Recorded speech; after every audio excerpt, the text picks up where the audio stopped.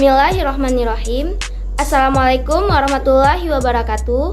Perkenalkan, nama saya Irhamna dengan NIM 210802123. Baiklah, di sini saya akan membuat video untuk memenuhi tugas final dengan mata kuliah pengambilan keputusan.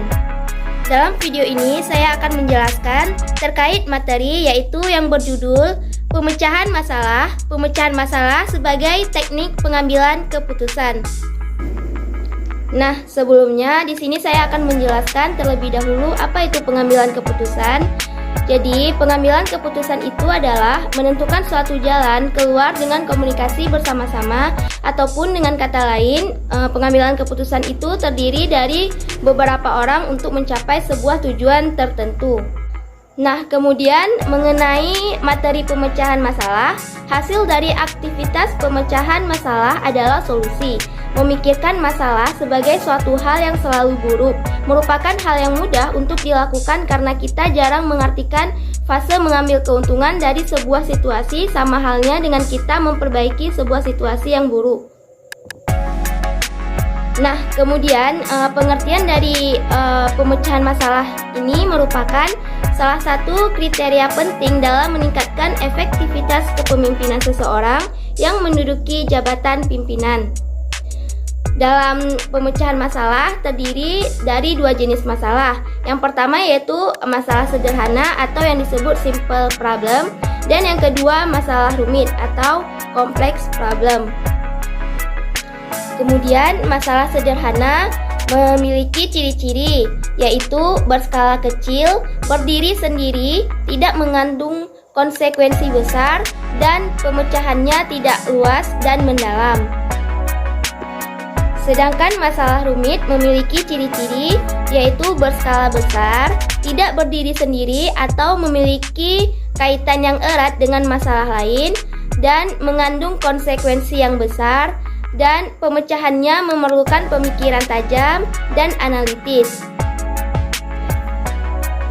Nah, kemudian dalam masalah sederhana, pemecahan masalahnya dilakukan secara individual. Teknik yang biasa digunakan dilakukan atas dasar intuisi, pengalaman, kebiasaan, dan wewenang yang melekat pada jabatannya. Sedangkan dalam masalah rumit, pemecahan masalah ini dilakukan secara kelompok yang melibatkan pemimpin dan segenap staf yang membantunya. Kemudian dalam masalah rumit ini juga terbagi dua. Yang pertama yaitu masalah terstruktur, dan yang kedua masalah tidak terstruktur. Nah, dalam masalah terstruktur merupakan masalah yang jelas faktor penyebabnya, bersifat rutin, dan biasanya timbul berulang kali, sehingga pemecahan masalahnya dapat dilakukan dengan teknik pengambilan keputusan secara rutin, repetitif, dan dibakukan. Sifat dalam masalah terstruktur ini lebih mudah dan cepat. Salah satu caranya dengan penyusunan metode, prosedur, dan program tetap. Dan yang kedua, masalah tidak terstruktur.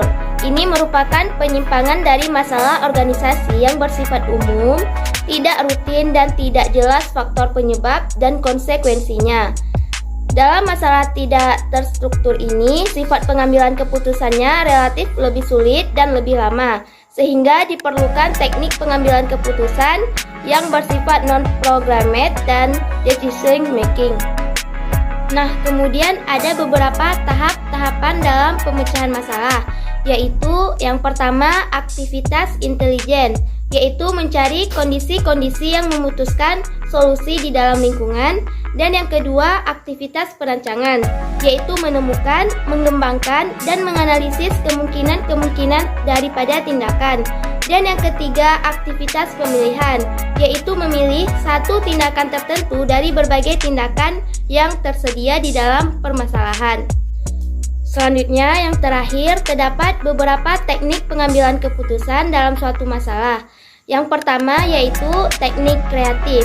Yang dimaksud dengan teknik kreatif ini yaitu berusaha untuk menggali dan mendapatkan kreativitas masing-masing dari anggotanya dengan cara memberikan kesempatan kepada anggotanya untuk memaparkan ide-ide dari mereka. Dan yang kedua, teknik partisipatif. Nah, yang dimaksud dengan teknik partisipatif ini yaitu individu atau kelompok yang dilibatkan dalam proses pengambilan keputusan.